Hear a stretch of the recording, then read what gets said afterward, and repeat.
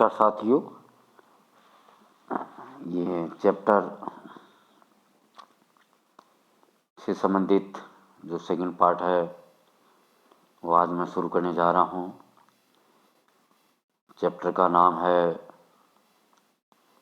कल इसका पार्ट 1 बन गया था, सेंट्रल गवर्नमेंट, और आज इसका जो पार्ट 2 है उसके बारे में हम बात करेंगे। हम न्यायालय के बारे में बात कर रहे थे, तो इसमें अपना जो बिंदु है वो है जुरिस्डिक्शन, क्षेत्राधिकार, पावर, शक्तियाँ, फंक्शन ऑफ सुप्रीम कोर्ट और सुप्रीम कोर्ट के क्या क्या कार्य हैं। तो पहला अपना है ओरिजिनल जुरिस्डिक्शन, वास्तविक क्षेत्राधिकार। इसमें 2 कैटेगरी है। पहला है ओरिजिनल यूनिक जुरिस्डिक्शन, मतलब वास्तविक अद्वितीय क्षेत्राधिकार में जो बिंदु दिए गए हैं इन पर सिर्फ सुप्रीम कोर्ट ही डिसीजन ले सकता है या सुनवाई कर सकता है। Controversy arising between government of India and any state, Bharat सरकार और या किसी राज्य के बीच में कोई कंट्रोवर्सी या विरोधाभास पनप जाए तो उसकी सुनवाई सुप्रीम कोर्ट करेगा। Controversy arising between government of India and any state और यूनियन टेरिटरी, 2 राज्यों के मध्य या राज्य या केंद्र शासित प्रदेश के मध्य कोई कंट्रोवर्सी हो जाए उसकी सुनवाई सुप्रीम कोर्ट करेगा। Any dispute emerged out of constitutional subjects between 2 states and more than 2, कोई झगड़ा, संवैधानिक झगड़ा किसी 2 राज्य से या 2 से ज़्यादा के बीच में पनप जाए उसकी सुनवाई सुप्रीम कोर्ट करेगा। ओरिजिनल कॉन्करेंट जुरिस्डिक्शन, अब है वास्तविक। कॉन्करेंट का मतलब ये हो गया कि राज्यों से संबंधित या कोई और चीज़ सामने लाते हैं। Regarding implementation of the fundamental rights, मूलभूत अधिकारों की अनुपालना में बिस्टोवर्ड बाय द कॉन्स्टिट्यूशन, संविधान के माध्यम से इनके अधिकारों की रक्षा की जाती है।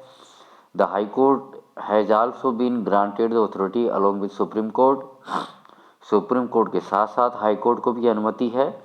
Therefore whatever the dispute related to the violation of fundamental rights, it can be presented first in the high court of state और may be brought direct to the supreme court. यदि कोई मूलभूत अधिकारों से संबंधित कोई झगड़ा है तो पहले वो हाई कोर्ट में जाएगा और अगले वाला बंदा चाहे तो डायरेक्टली सुप्रीम कोर्ट में भी अपील कर सकता है। अपीलेट जुरिस्डिक्शन, अपीलीय क्षेत्राधिकार, इसमें भाई आप अपने अधिकारों के प्रति सुप्रीम कोर्ट में कभी भी जाके आप अपील कर सकते हैं कि मेरे अधिकारों का उल्लंघन हुआ। कैटेगरी है कॉन्स्टिट्यूशनल, संवैधानिक, सिविल, आम नागरिक के तौर पर, क्रिमिनल, आपराधिक और स्पेशल के विशेष कारण। पहला है कॉन्स्टिट्यूशनल, आर्टिकल 132 के तहत हाई कोर्ट है। यदि हाई कोर्ट किसी मामले को निपटाने में सफल नहीं रहा या उस निर्णय से आप खुश नहीं है तो हाई कोर्ट के बाद में आप सुप्रीम कोर्ट में भी जा सकते हैं।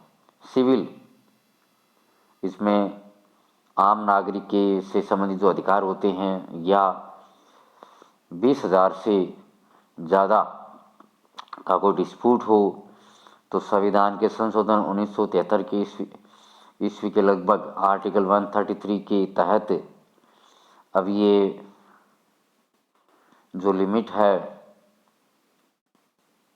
वो बढ़ा दी गई हो। सुप्रीम कोर्ट में आप अपील कर सकते हैं। क्रिमिनल, आपराधिक मामले में तो पहला है जैसे किसी पे हाई कोर्ट ने किसी अपराधी पे जो कैपिटल पनिशमेंट दिया है और या वो आगे जाना चाहता है, हाई कोर्ट ने किसी को सज़ा दी है तो यदि वह आगे बात करना चाहता है तो सुप्रीम कोर्ट में जा सकता है। स्पेशल, कुछ ऐसे केस हैं जिसमें सुप्रीम कोर्ट को दखल देना ही पड़ता है। आर्टिकल 135 के तहत सुप्रीम कोर्ट को ये परमिशन है कि वह भारत के किसी भी कोर्ट में कोई भी अपराध, कोई केस चल रहा हो मिलिट्री कोर्ट को छोड़ के, तो उस पर और किसी भी केस पर अपनी सुनवाई कर सकता है।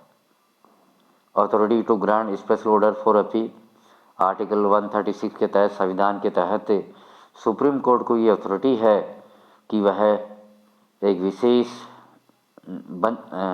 खंडपीठ की स्थापना कर सकता है किसी भी केस को निपटाने के लिए। एडवाइजरी जुरिस्डिक्शन, सुप्रीम कोर्ट सलाह भी दे सकता है किसी भी मामले में, यदि वकीलों के माध्यम से पूछा जाए तो, राष्ट्रपति को छोड़ के। कोर्ट ऑफ रिकॉर्ड, यहाँ पे जितने भी सुप्रीम कोर्ट में केस आते हैं उनका निपटारा होने तक जो भी प्रक्रिया चलती है केस से संबंधित, उन सबको लिपिबद्ध किया जाता है, लिखा जाता है, ताकि आने वाले समय में ऐसा कोई केस आए तो उसकी सुनवाई उसी प्रकार से हो। Saviour of the fundamental rights, मूलभूत अधिकारों का संरक्षक सुप्रीम कोर्ट को माना जाता है, बचाने वाला। Guardian of the constitution, power of judicial review, संविधान का संरक्षक या बड़ा बुजुर्ग उसी माना जाता है। पावर ऑफ जुडिशियल रिव्यू, यदि आर्टिकल 131, 132 के तहत ये विशेष अधिकार उनके पास है कि समय के उपरांत यदि कोई कानून यदि हल्का पड़ गया है तो उस समय के चलन के अनुसार सुप्रीम कोर्ट है सख्त कानून भी सरकार की सहायता से बनवा सकता है। या जुडिशियल रिव्यू, न्यायिक पुनरावलोकन, यदि मान लीजिए किसी केस में, किसी कानून में धाराएं पुरानी पड़ गई है जिनका आज कोई यूज नहीं है तो उनको हटवा भी सकता है। इम्पोर्टेंट पॉइंट्स है ये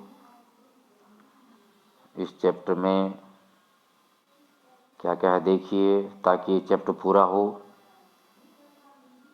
जो हमारी संयुक्त पार्लियामेंट है इसको हम संसद बोलते हैं। इसके 3 पार्ट है। प्रेसिडेंट है, कार्यपालिका का हेड होता है, और लोकसभा फर्स्ट हाउस है जिसे लोअर हाउस भी बोलते हैं, पॉपुलर हाउस। राज्यसभा को सेकंड हाउस या अपर हाउस बोलते हैं। लोकसभा में मैक्सिमम मेंबर 552 है। रिजर्वेशन कहते हैं SC ST, लोकसभा और राज्यसभा में इनकी सीट भरी जाती है। लोकसभा का कार्यकाल 5 वर्ष का होता है। हाँ, समय से पहले प्रधानमंत्री की सलाह पर इसे भंग भी किया जा सकता है। लोकसभा में 2 अधिकारी होते हैं, स्पीकर और डिप्टी स्पीकर, लोकसभा अध्यक्ष और उपाध्यक्ष। राज्यसभा में 250 सदस्यों की संख्या है, जिसमें 12 सदस्य राष्ट्रपति के द्वारा मनोनीत होकर आते हैं। यहाँ पे राज्यसभा कभी भंग नहीं होती है, और राज्यसभा का सदस्य का कार्यकाल 6 वर्ष होता है। इसके 1/3 सदस्य प्रति 2 वर्ष के पश्चात रिटायर हो जाते हैं। राज्यसभा में 2 ऑफिसर होते हैं, पहला चेयरमैन सभापति, तो वाइस प्रेसिडेंट है, पदेन सभापति होता है। डिप्टी चेयरमैन उप सभापति भी यहाँ सिलेक्शन करके चुने जाते हैं। अब आप देखिए पार्लियामेंट के पास में क्या पावर होती है। Legislative power, power of amendment और constitution, financial power, administrative power, electoral power और मिसलेनियस पावर। राष्ट्रपति, उपराष्ट्रपति, प्रधानमंत्री, कैबिनेट, मंत्रिमंडल, अटॉर्नी जनरल, ये सारे यूनियन एग्जीक्यूटिव के पार्ट होते हैं। प्रेसिडेंट है, संवैधानिक हेड होता है इंडिया भारतीय संघ का। प्रेसिडेंट है, अप्रत्यक्ष तौर पे चुना जाता है सिंगल ट्रांसफरेबल वोट सिस्टम के माध्यम से, जो कि आनुपातिक प्रतिनिधित्व के द्वारा होता है। प्रेसिडेंट का कार्यकाल 5 वर्ष का होता है। प्रेसिडेंट के बहुत से पावर होते हैं, वो हमने पहले देख लिए हैं। आगे जाके आपको मंत्रिमंडल के पावर और भी सब बता रखा है। ये सब हम चैप्टर के अंदर कर चुके हैं पास, और न्यायालय के बारे में भी हमने पढ़ा है। तो इस प्रकार से आपने देखा कि हमने इस चैप्टर को पूरा कर लिया है। तो साथियों, चैप्टर 6 पूरा हो चुका है। मुझे उम्मीद है आपको मेरी पढ़ाई अच्छी लगी होगी। आप इसे शेयर करें और ज़्यादा से ज़्यादा युवा वर्गों को सब्सक्राइब करने के लिए बोलें। जय Hind, thank you, have a nice day.